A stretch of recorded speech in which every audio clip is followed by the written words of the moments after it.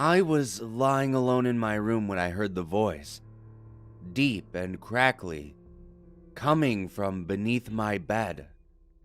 "Hey," the voice called out.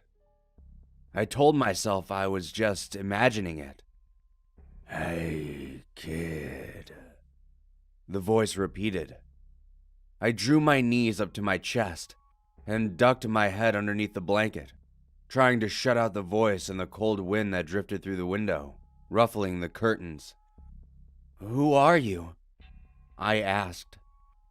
"I am the monster underneath your bed," the voice replied. "You mean you're real?" I asked again. "What do you mean?" the monster said. "Of course I'm real." "Do you have a name?" "Of course I have a name."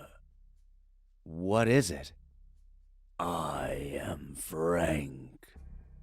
"Frank?" "Yes," the monster said. "Is there something wrong with that?" "No. I mean, I don't know," I said. "It's just not very monsterly."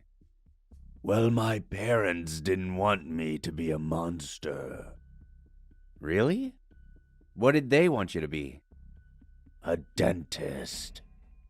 "That's funny," I said. I could feel myself beginning to smile. "What do your parents want you to be?" Frank asked me. "I don't know. Hey, Frank."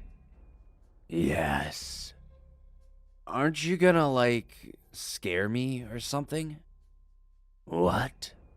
Why would I do that?" "Well, you're a monster, aren't you?"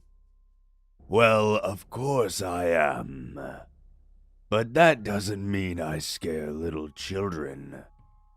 "But I thought that was your job." "It is my job to scare people," he replied. "But only bad people." "Am I a bad person?" I asked. "No. But you're not the one I'm here to scare." "Who are you here to scare?" "The man inside your closet." The skin on my arms became covered in goosebumps. I wanted to ask him what he meant, but I fell silent as I heard a rustling coming from my closet. The door creaked open, and I could hear soft footsteps padding towards me from across the room. I didn't dare peek out of the blanket. The footsteps stopped, and I could hear heavy breathing next to me. I squeezed my eyes tightly. The warm sanctuary of the blanket disappeared as it was yanked off of me. I hugged my arm around my knees and prepared for the worst. A scream shattered the night air, followed by the sound of breaking glass. I opened my eyes a crack to see a knife lying on the carpet next to my bed, the blade glinting in the moonlight. My parents rushed into the room and asked me what had happened, but I wasn't sure what to say, only that someone had been hiding in my closet and that they had jumped out the window. My parents called 911, and the police came right away. They picked up a man named Gary Thompson, sprinting through the streets a couple blocks away.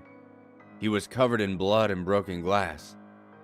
They found Gary's car abandoned on our property, and inside they found duct tape, knives, and a video camera.